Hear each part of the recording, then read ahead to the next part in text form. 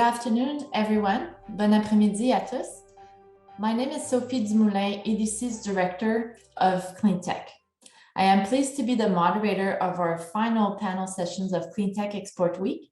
Our panel theme is one that is top of mind for many in the cleantech sector, and that is carbon reduction technologies. Just this morning in the Globe and Mail, there was a key article talking about evidence that the planet is veering even further from its climate goal of the Paris Agreement, and reducing carbon emissions from industrial application is central to climate change mitigation efforts around the world. Today, I'm joined by companies who are tackling this massive challenge with technological innovation for the utility, mining, and transportation sectors. Today, we will be learning more about our panelists' Cleantech solutions, their leadership in technology, and how they brought their products to market. I look forward to this conversation with our three panelists and would like to welcome Remy Dessat, CEO of Pentonium Inc., Jeff Moore, President and CEO of MindSense Technologies Inc., and Josh Wong, CEO of Opus One Solutions. Thank you all for joining me today for our discussions. To begin our panel, I would like each of you to tell us a bit about yourselves and share with us about your company. How are you making a difference with the product or service that you sell? I'll start today with Remy, and then we'll go to Jeff and Josh. So over to you. Thank you, Sophie. Thank you for giving us an opportunity to be part of this panel. So we're at Pentonium, and Pentonium, we believe public transit is really the backbone of mobility in modern cities. But to get to that to happen, our goal is to get more people to use public transit. We need to make it more accessible and convenient for the riders who use public transit, but also the transit agencies. We need to make it more flexible and productive for them. And by doing that, we can create much more economic, environmental, and social outcomes for the cities.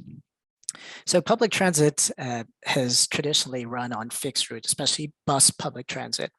And fixed route works really well in dense areas when, or at times when demand is predictable. But in areas where it's less dense and demand is not predictable, fixed routes don't work well. I think most of you all have experienced it when you're in the suburbs and you see buses which are driving around without people in there, or if you wanted to take a bus sometimes and you could drive, which would take you 15 minutes, but to take a bus would take you an hour and a half. And that leads a lot of people to not use public transit. So for what we're doing is we're trying to make it more accessible and get more people to use it by covering these large areas so people can get anywhere on the city on one bus without having to transfer, because we found that's affected people using public transit, and also allow the cities to be able to cover a much larger area with fewer buses. And we do this by in real time, looking at where people are going, what's the capacity of buses, and guiding the buses where to go. So thank you.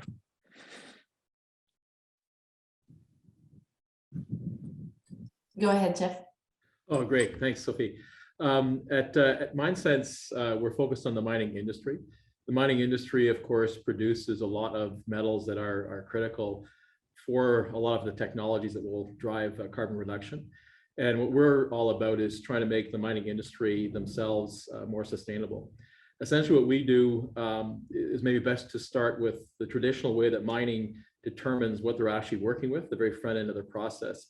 They take samples and send the samples off to a chemical assay lab and then do a large interpolation exercise. The challenge with that is that what they're working with is not very linear. And so it's a very imprecise process. And so that has them literally throw away a lot of good stuff and process a lot of things that has no economic value, which attracts all of the factors that we're trying to reduce. What we do at MindSense, we have a technology combination of hardware, software, and machine learning that sits right in the buckets of the big shovels, which is the first time that the ore gets touched. And we provide real-time information, precisely exactly what's in that shovel, which allows the mine to route materials properly. So it makes them more money and much more sustainable. We also create a data set they've never had before, which has impact across the entire mining operation. Great. So I guess I'll go ahead. So my name is Josh Wong, founder CEO of Opus Solutions. Thank you, Sophie, and thank you, EDC, for hosting this conference and panel. So Opus One, we're a software engineering company. We focus on the electricity sector with electric utilities. Our mission, our vision is to evolve the power systems, the grid, as we call it, from a one-way power flow and non-carbon and carbon emitting grid into one that is sustainable on this path of energy transition. So the grid, or the infrastructure that connects all energy sources, is really invented back in Edison's days, in the original Tesla's days, from large centralized generation. Typically, they are not renewable to begin with, through very long lines away from your city centers to largely passive energy consumers, or we sometimes call them ratepayers. But as we go to the energy transition, we need to take into account three key trends, or three key directions that we're heading into, which is what our software enables utilities to do. Number one is digitalization, so converting the bricks and mortar of the grid into a software equivalent, into far more analytics driven, so a smarter grid, as we call it. Second is decarbonization, so taking emitting assets or emitting generation facilities to renewables such as solar, wind, energy efficiency, etc. The third is around decentralization, so taking what used to be the big power plants and making sure we can orchestrate or coordinate prosumers such as you and I, who actually has a invested interest in creating a greener, cleaner, and more resilient energy infrastructure. And so that decentralization is where software really plays, to take energy coordination from a handful or two handful of large power plants to millions and millions of assets and millions of energy participants. So that's what our software does, the energy management across this level of digitalized, decarbonized, and decentralized infrastructure, so that we can lead toward the energy transition. And happy to be a Canadian, Toronto-based company, and serving a global market here. So thank you. Thank you to all three of you. Very, very interesting solutions you're bringing to market. But when we're about to jump in our first questions for today, I just wanted to remind the attendees, if you're interested in asking any specific questions or any questions in general to the panelists, please use the question feature in the Whova app, and we'll be monitoring that at the same time. We'd be happy to connect with the audience. This is a live session, so it's perfect for that. So our first question is, we wanted to know what's triggering the interest in your solutions. Like, have we made progress? Are we there yet where the companies and your buyers are equally interested in environmental benefit, emission reductions, for example, reduce use of resources and energy? How much does cost basically still affect decision? Have we progressed from a few years ago? So for this one, I'll throw it to Remy to start our round. Yeah, so for us, we're still in the very early phase where we're working with transit agencies and cities who are generally not the fastest movers. So initially what we've seen, the interest comes from hearing about the work that we're doing with other cities. So people are interested to see how that can apply to them. And that's the main driver, really, the value, being able to cover more area with fewer vehicles. We would like the environmental factor to play a bigger part, but to date, it's not been as big an influence in people adopting our technology. It's mainly been, what's the value from their operations perspective. Thank you, Remy, for that. Jeff, do you have a similar experience, or how's it been the same or different for MindSense? Yeah, I would say directionally similar. I mean, Remy and I can have an argument about who has the most traditional customers, I think, from mining versus his industry. We definitely find that so with our technology, we have a very distinct profit improvement that we can calculate for the mine and then demonstrate once our technology is running at the mine. And we found that that's the most effective way, is to lead with that bottom line aspect to it. Now, having said that, we are seeing over the last couple of years, and this is actually accelerating quite dramatically, an increased focus on sustainability overall. And so we are starting to increase that as part of our message, even when we're first talking to mines early in the process. And we think that's going to continue. But our strategy is to have that 1-2 punch. So we'll increase your profits, and also you'll have this sustainability benefit. And on the second one, we're working hard to be more quantified in how we do that. So we've typically done that more directionally, and now we're trying to actually put exact numbers, and we're working with some outside parties on how to calculate that. So the same way that we can do that on our own on the profit side. So we're seeing that happen, and we're confident that's going to become an increasing factor. But I don't see it that we could only sell on that. We're going to always require the profit improvement as well. Thank you, Jeff. And it's good to see it started to change, because we're all hoping that that's the trend that will definitely pick up in the next future years from that perspective. Josh, is it similar for you, or anything else to add to that question? Yeah, I joined the battle between utilities versus mining agencies and transit agencies. But at the same time, as founders, CEOs, we always got to be the eternal optimist, right? We got to be vision oriented, and we got to play that long and enduring game.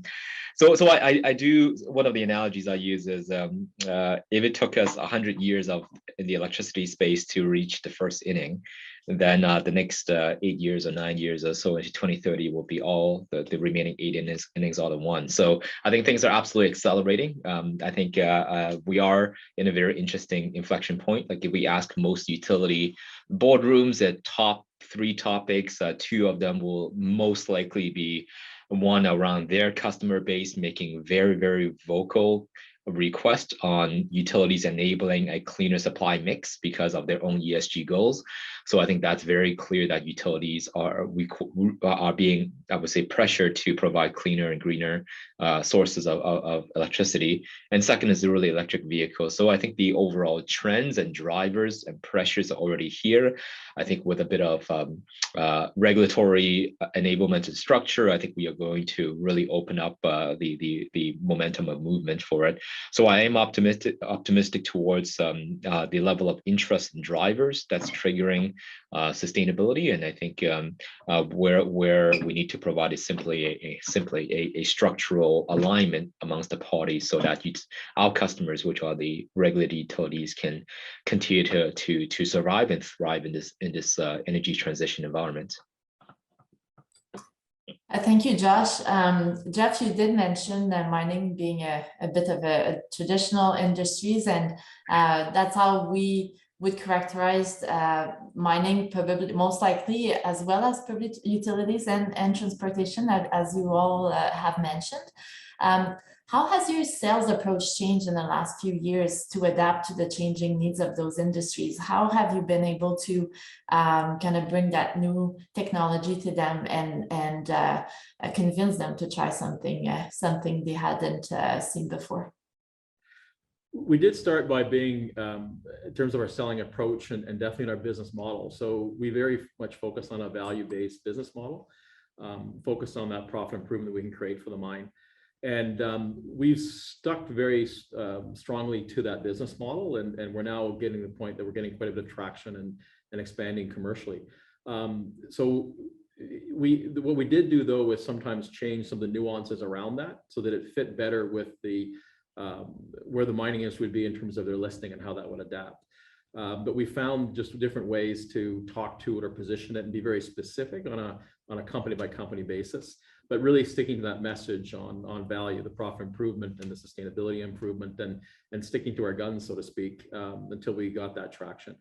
Particularly important, I think, when there's a brand new technology, we're the only people doing what we do. So we're the only game in town, which is a great opportunity, but means you have to establish a value point and a pricing point in the market, because this doesn't exist. So we try to be untraditional by definition so that we didn't get stuck when compared to more traditional offerings in the mining space. And that's worked quite well for us. That's very interesting. Josh, have you adopted a similar strategy with the utilities, or how has yours been so far? Yeah, I think it's similar enough. It's always going to be like triple bottom line. But it's always going to be a long sales cycle, and utilities are very operationally sensitive because they are serving a very mission critical infrastructure. I think one uniqueness about our industry is there's not a lot of out there. So really, if we look at globally, because we focus on mostly tier 1 customers, there's maybe about 100 investor-owned utilities that makes the bulk of the global market. And so for our customer base or target customer base, as well as where we play, which is typically at the forefront of innovation, strategy, etc., we find a direct sales approach being far more effective. And so despite a global market, we heavily target our customers with basically turning strategy into reality through product and software products. And so that's a very targeted approach towards that type of enterprise platform sale. We are seeing, though, more and more, I would say, socialization or increasing interest amongst the less targeted utilities. And so I think we are increasingly working with channels, especially on a global basis, so that we don't have to locate staff in various jurisdictions. But at the same time, same thing, these channels tend to be very large, like multi-billion-dollar companies as well, like large IT and systems integrators and consulting companies. And so I think for us, the strategic alignment and the visionary and consultative sell nature of us has to be very much in tune with the customer's own strategies and roadmaps and policy and regulatory environment. So it's a very targeted approach. Thank you. And I would suspect then that Remy, dealing with municipality can also be a fairly long and kind of interesting process in itself. Any observations on your side? Yeah, no, definitely. Long sales cycles is, it's something which keeps me up. But so we're constantly trying to think, how do we reduce those sales cycles? And one of the things we've learned over time is, just as Josh is talking about with the channel strategy, with municipalities, when they look at transit plans, they're usually planning 5 years in advance. And if you don't happen to fall in that plan, you have to wait till that becomes a priority for them. So what we've started looking at is looking at channels and partners, similar to Josh, larger companies who are working with the municipalities in different areas, but who see the value in what we're doing and can bring it into the market. So it's more of an add-on as opposed to waiting to go through a procurement cycle. We're also looking at, there's a lot of interest from government in promoting public transit. So where there's funding to help a number of the municipalities with adoption of technology like ours. So we're working on plans to try and work with these funding agencies so we can help these municipalities speed up the sales cycle by coming in with a plan for them, because a lot of times they don't understand some of the resources that are available to them when they make these decisions. So yeah, definitely, we're always trying to look at how we can maneuver and find what path we can get in faster, so there's a quicker adoption of our technology and our platform. Before we jump into our next topic, I'll ask you, Josh, a specific question, and it's related to one that we've seen pop up on the app at the moment around talent and recruitment. And you had already mentioned to me that there was a bit of a talent war underway in many of industries that we see at the moment. As your company or specific industry been affected? And maybe do you have insights or strategies to help? The question in Huba was related also to the fact that clean tech companies can be seen as having a mission, purpose, and all that. And is that a mitigant to being affected by this shortfall of talent at the moment? Yeah, that's a very great question, and I wish we have a whole panel on that question as well. Because of course, as tech companies, clean tech or just technology in general, and especially software oriented, talent is everything, and it's all in the talent. It's all in our people. It's all in the IP and our ideas and our implementation of product management and design. So absolutely, yes, there's a talent war happening, and it's fierce. It's very, very fierce, especially among software developers, whether you are clean tech or ad tech or fintech or whatever technology you're in, there is going to be a software talent war. We have seen the economics as well becoming very, very competitive these days, largely because traditional geographical boundaries are less relevant. And also, like, everybody's working either remotely or in a hybrid setting. The social connections become harder to maintain than others. And so I think resources become more critical, and what companies can invest into various type of engagement activities. But at the same time, I think we have seen refreshingly just incredible people that joined our company over the past year and a half or so during the time of COVID, with a humongous sense of mission, with where they because for my side, like, I host new employee CEO lunches, like virtual lunches now, but every single month or so, and wave after wave, cohort after cohort. I think this topic of clean tech is just uber relevant to various generations, and they literally tell me this is what wakes them up in the morning, and they're excited to learn a very complex industry called the grid and utilities, but they are actually excited to do that. And I think this is probably the most relevant topic to speak to the hearts and families of our employees. So I think there is going to be motion, so whether it's retention issues or whatnot, but at the same time, I think I'm just super proud of people who have really stepped up to the plate and join our company and join our cause. Thank you, Josh. Jeff, is it the same phenomenon out in Western Canada that's been happening, and any kind of specific employee maybe program or strategies to recruit what you need in a similar sector from a technology standpoint? Well, like Josh, we definitely big part of our employee base is in these very hard to attract areas. So, for example, data scientists are actually, with our product, which is an AI product, absolutely critical for us as one example. We've been quite fortunate so far in attracting talent. Here in Vancouver, there is quite a good, strong technology climate and culture, and we're being able to recruit from that. Definitely, as Josh said, the fact that we are making a difference to the planet.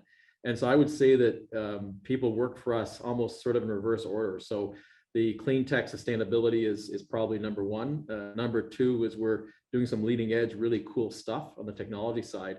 And then the fact that we're in mining is probably third in terms of how we recruit talent.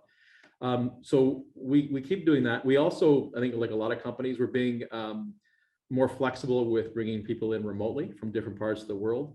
Currently, we have entities in Canada, Chile, and Peru, and the US, and then we're expanding from there. We follow the mining regions. We're trying to be a little more creative in terms of how we bring people in from different geographies, and even if the teams are actually here in the head office of Vancouver. And that's one thing we'll continue to do, which of course is now we're all much more used to operating as we are today. So that's really good. Remy, like, any other insights to share on the talent topic? So from our side, we're probably not bringing people on the scale as Josh and Jeff are bringing in. We're a smaller team, but we are still faced with similar challenges in bringing talent, especially on the tech side. But again, I think as both Jeff and Josh said, the mission on what we're doing is very important. I think especially with younger talent, folks coming out of school, they want to be involved in something that they feel is making a difference. And that's a very important part of, our recruitment process. When we're in interviews, we make sure they understand what we're doing in that part of our business.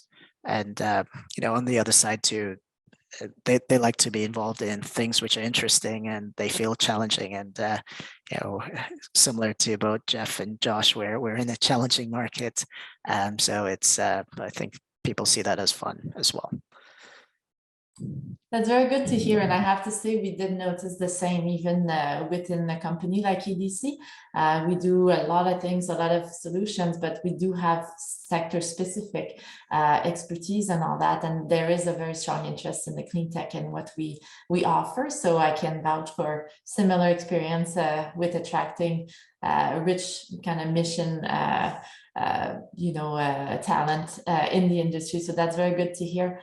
Our next topic will be around regulatory changes, regulation, and where it has an impact on your company and products being adopted. If you've seen easier markets, jurisdiction so far, how much does it make a difference for you? And just linked to that, also a question was just asked in the app right now around, are you aware of their current carbon capture legislation requiring Canadian companies to implement clean technology at the moment? I don't know if any of you have that answer, but on the topic of regulation, we'll lump it all in together. Remy, do you want to tackle that one first? Sure. Yeah, so, in terms of regulation for us in public transit, there's, I think people are aware there's a lot of money that is being spent on electrification. It's a big topic, electrification of buses, electrification of transit, and that's across the globe. It's in Canada, in the US, in Europe. On our side, we'd like also some of that to be focused not just on the infrastructure side, but also, on why are people not using transit? So whether, it's great that buses are electrified, but how does that get more people to be on the transit? And that's the question, we are trying to address. We would like to see more of that funding directed to sort of innovations in our space. So in terms of, to date, we haven't seen it. We're seeing a bit more movement in Europe. There's more movement. There's public transit is more something that is being pushed and is more acceptable.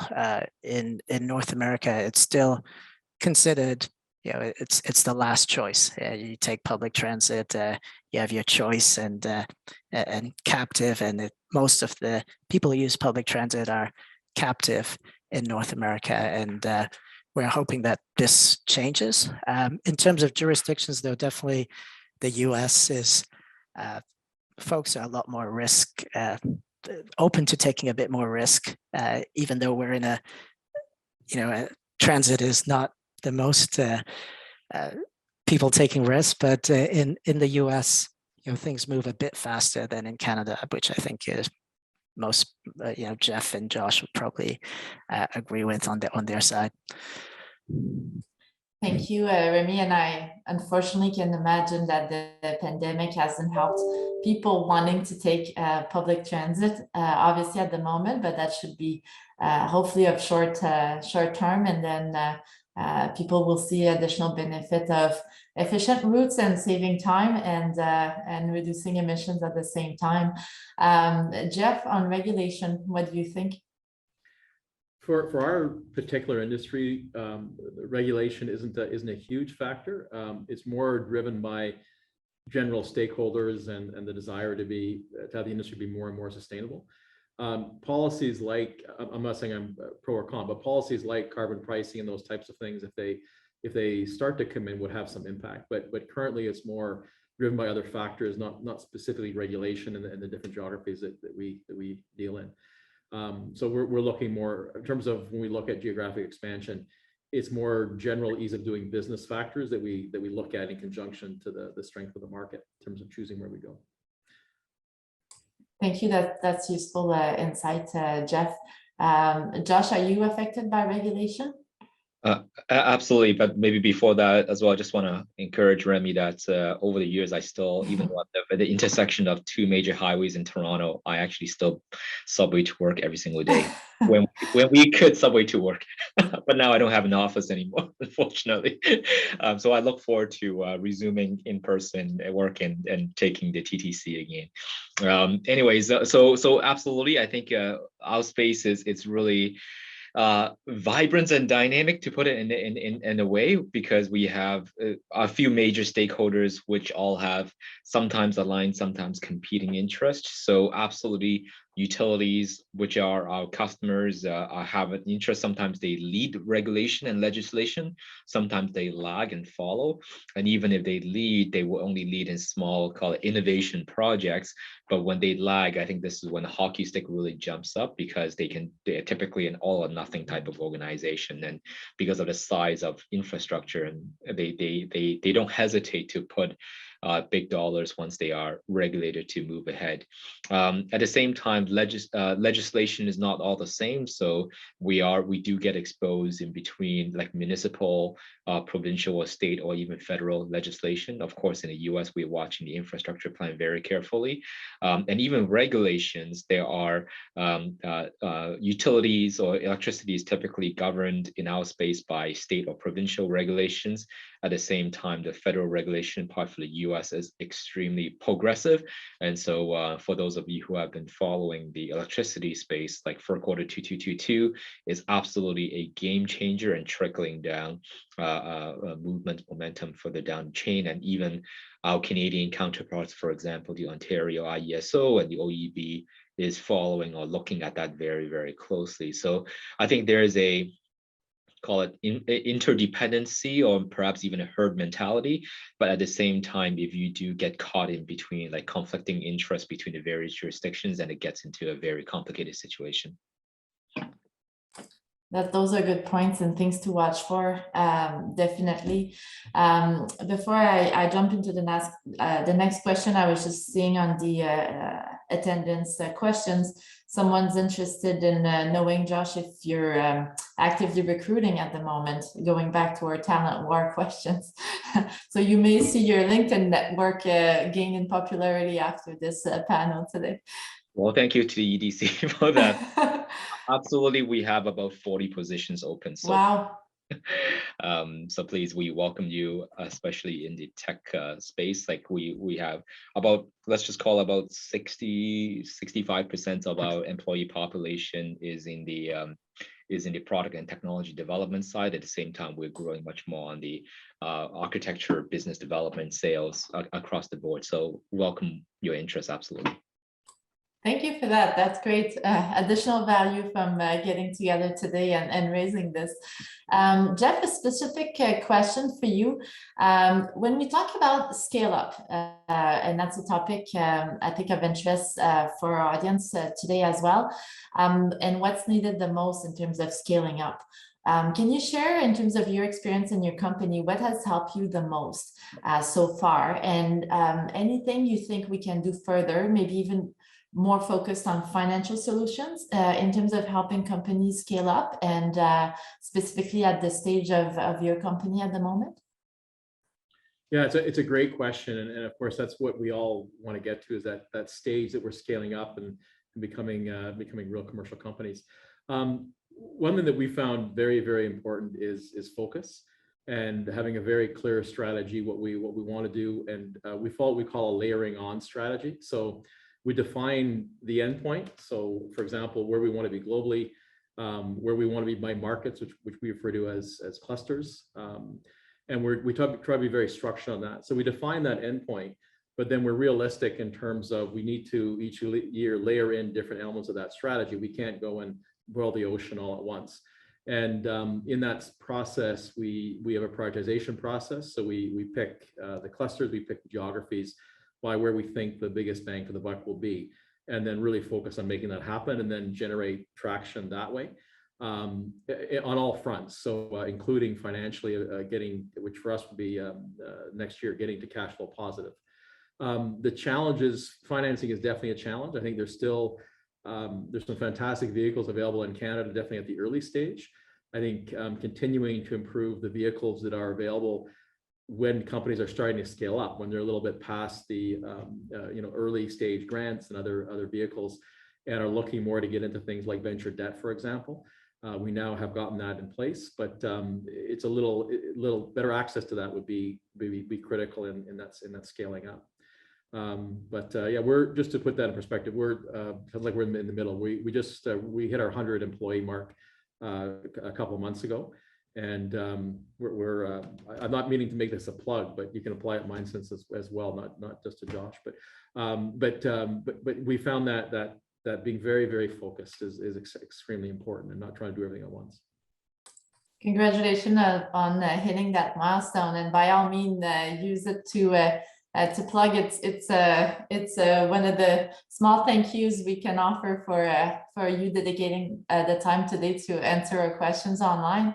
Remy, on the topic of scale up and financial solutions, how does that apply to Pentonium? Any ideas you have in terms of support that could be needed further for the industry?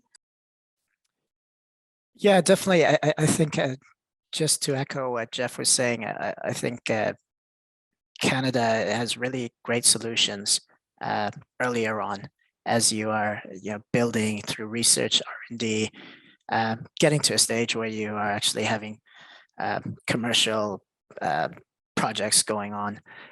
But in between, we're in this sort of world where we're working with cities where they're fairly risk averse. So we kind of go in a sort of a land and expand strategy where we go in slowly generally sometimes we try to go in at a lower price point to try and get in on the procurement cycles and then expand once we're inside, because the hard part is getting into the city. I think some of the solutions that would be helpful for us, I mean, we're working, what we've discovered is some of the government funding that we can help our customers have access to, and that's been really important. So I think from municipal perspective, sometimes municipalities are very slow at doing things, and I think innovation is so important, and cities and municipalities should be leading the way. But at times, there is always funding that we say it's available to them, but how many of that funding is known about, and the process to get that funding? And I think having clearer pictures, both for the municipalities, but also for companies like us to be able to access those, to be able to help get your innovation implemented in a city, I think is really important. So yeah, that's. Yeah, the topic of biofinancing is definitely top of mind, and there's financing and there's grants, obviously two very different process, but it's one we hear about obviously a lot, even specifically maybe at EDC on the financing side, and it's about how to find ways to offer that solution even for smaller contracts and smaller amounts. There's a level of resourcing and administration and effort required to put those in place, and how can we deliver solutions that would be fast and efficient, ideally digital, to kind of support companies in their growth on that perspective. So that's a good point. Josh, do you have other ideas for us? Hopefully our product team, new innovation and enablement is listening at the same time, so we can feed that to them. Well, your product team has been awesome and excellent. Kudos to you. And we personally have benefited from EDC support as well. And shout out to EDC, who's actually an observer on our board. So I think very, very, very great support for Opus One. I think our scale strategy is similar to Remy's, which is I think land and expand is going to be key. I think we all I think everyone in this space suffers from the risk of going through a very long time, call it funded by a mixture of innovation or grants or even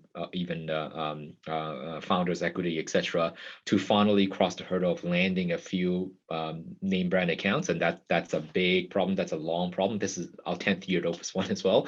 So, but at the same time, I think we need supporters to know that to get from 1 to 2 takes a long time, 2 to 3 is going to be shorter. And I think the ramp up time, the expansion time for our industry and our customers can be humongous expansion in a very short period of time. And even us ourselves, we have suffered from that because we couldn't scale fast enough, and we actually had to take a hit commercially because of that. Because once the stars lined up, we are talking about a multi-$100 trillion infrastructure globally here, and so any type of scale up can happen very quickly. So for us, it's always a mixture of looking globally, making sure we can land on the right accounts. For us, the priority jurisdictions are US, UK, Australia, and making sure that these global anchors are here so that we can scale once they are ready to. And that has implications into our product as well, because product needs to time that. So we will always be half a step ahead of the market that we have to read and guess.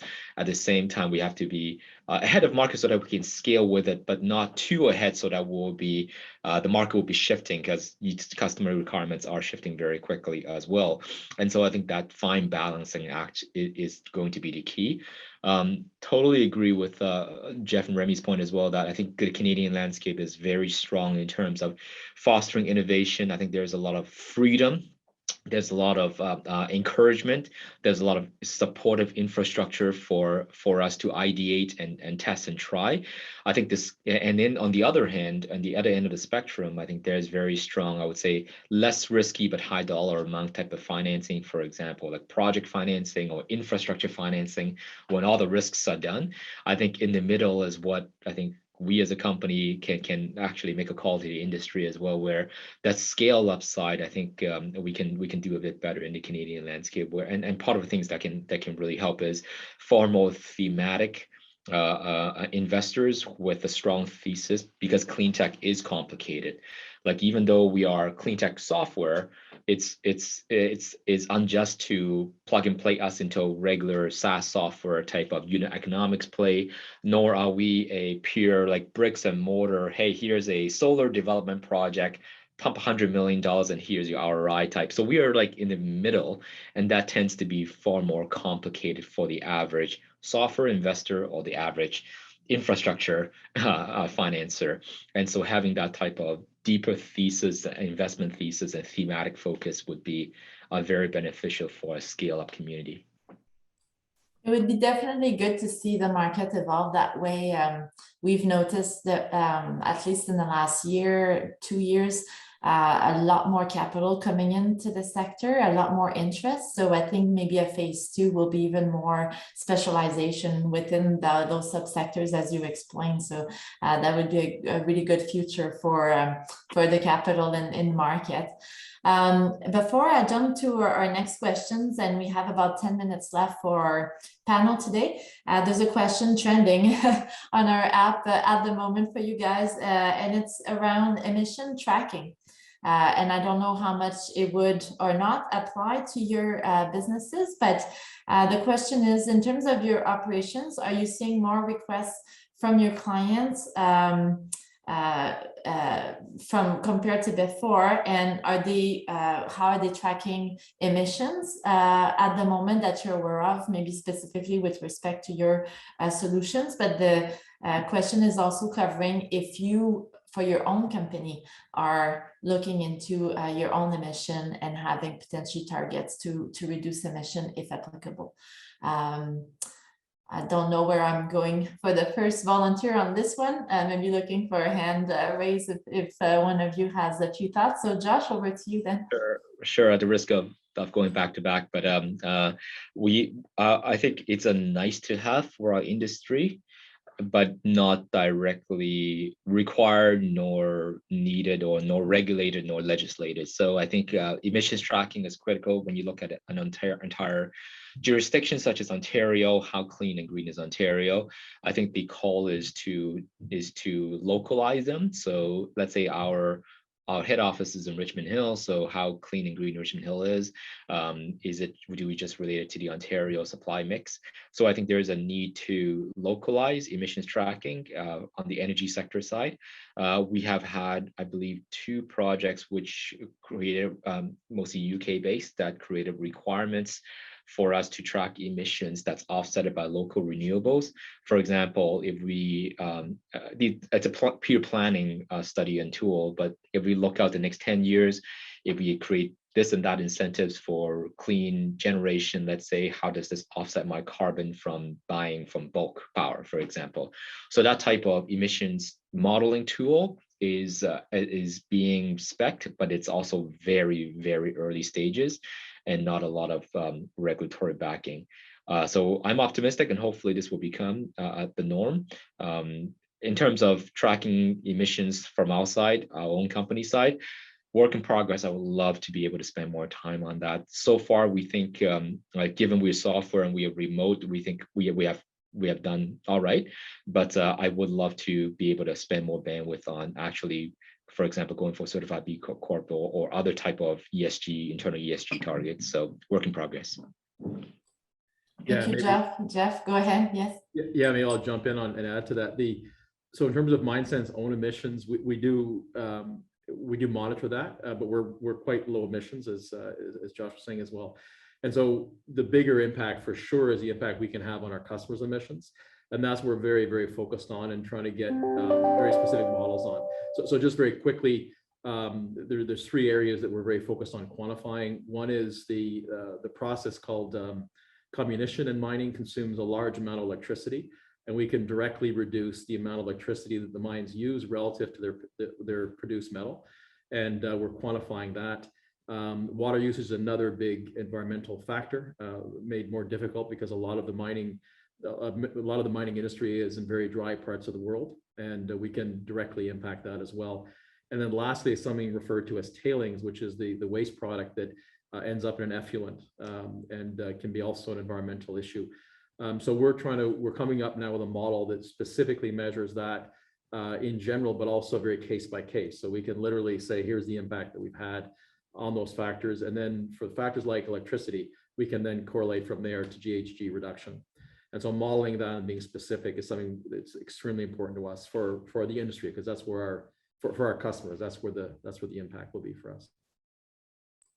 And Jeff, then on that topic, I was reading a similar question for you specifically from the audience, but it's related to the same topic. So in the models you mentioned you are developing, the individual is interested in knowing in his experience in the industries and the mining, specifically, they had calculated, for example, that a 15% higher output with 15% less ore, and they were able to relate that to a carbon reduction figure. Is that part of the modeling you're developing at the moment? Yeah, absolutely. So at the very front of the process, mines typically differentiate waste from ore. I'm oversimplifying a little bit. Mm-hmm. And if there's ore thrown away, then we find that we make the money. That's very obvious. But when they process waste, they're attracting all these sustainability factors as well as cost factors on rock that has no value. And so that's exactly what we impact. We have them not process that material because we identify for them right in real time exactly what's there and make them much more precise. And that's exactly what we're measuring. And then the follow-on impact on that and the overall mining process. And so we're working with a third party on the profit improvement side. We do that ourselves and part of our direct model. But on this, we're working with a third party who are experts in this field, so that their calculations are added to our calculations, our mass balance calculations, so to speak, and we can measure that quite directly. So we're very close to having that model complete. By the end of this calendar year, we'll have that ready to roll out and start to be using it on a specific case-by-case basis. Well, that's really good work. That's very interesting. I'll be interested in knowing more once you finalize that piece of analysis. That's very, very interesting. Remy, emission reduction and those calculations, are you able to map this out from the system inefficiencies you're offering your customers?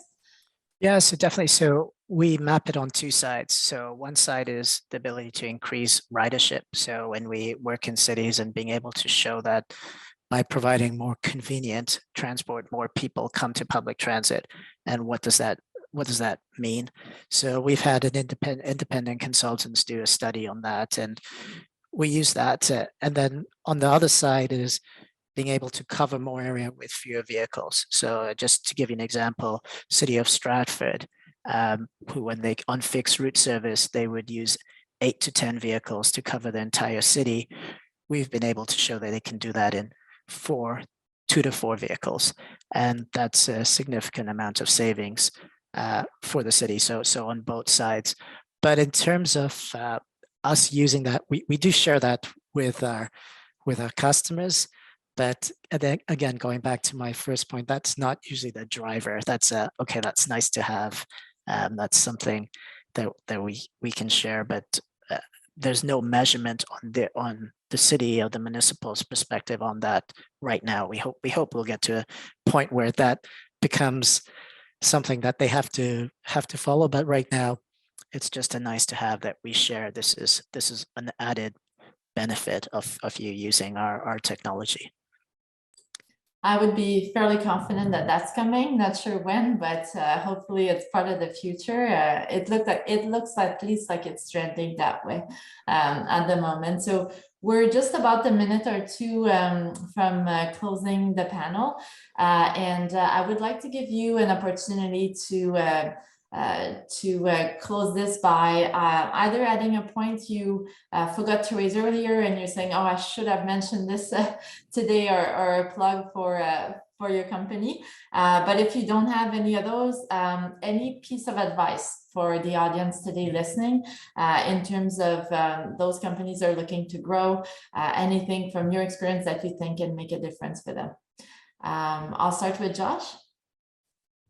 Yeah, I think going back to what I said, it's even though we serve a global market, it's hyper focused on what our customer base is, with the right alignments of regulatory, legislative, and customer strategy. And so once we find those, it's great. And probably the tag along advice is, even though we are all running and trying to grow a business, this is bigger than business and bigger than all of us. So I think perseverance, tenacity, and just pure grit is key here. So good luck. That's great. They need plenty of it, that's for sure. Jeff? Maybe just a very general comment on export. I've been fortunate to, throughout my career, spend a fair bit of time in doing global business. And just a real shout out that I think as Canadians, sometimes, we have all those stereotypes where we're not as aggressive and all those things. I think that export is actually one area that we absolutely have a huge advantage, just because of who we are and culturally, and particularly in comparison to our neighbors to the south, because we're multilingual, we're multicultural. That's very natural for us. It's actually very, I think, easy to do business globally, as well as Canada is viewed typically very positively, or at least neutrally, which is typically much. That's pretty good if you're neutral compared to many countries. And I think we really have to get very bold and comfortable that we really can take on the world. I think as Canadians, we have a natural advantage to do that. So. Awesome. Remy, closing comment? Yeah, no, Sophie, I'll agree with you that we're also very hopeful that cities and municipalities take the lead, because they can drive significant change by the way they do things and what policies they adopt. So we're very hopeful that that's going to happen. In terms of advice for companies, I would say, to Josh's point, perseverance is so important. There's so many different paths that you can take, and it doesn't mean that one path is the only way. As Josh said, we're not maybe not following the SaaS company, but we have our own path, and finding that path of what works for you, I think is the important thing. And fortunate to be part of this conversation with Jeff and Josh, who have shown how you can find that path. So thank you, Sophie and Jeff and Josh, for giving you the opportunity to be in this panel with you all. Perfect. I think I would like to thank all three of you very, very much for taking the time and answering the questions. Hopefully you get buckets of candidates for your open positions through this session today. And I invite the audience to log in the next 7 minutes. We have a really fantastic pitch competition. A few companies will be pitching their solutions, so hopefully you can dial in. Thank you again, Remy, Jeff, and Josh, for your time today. Thank you to the audience, and enjoy the next session. That's it. Thank you. Thank you. Yeah. Thank you.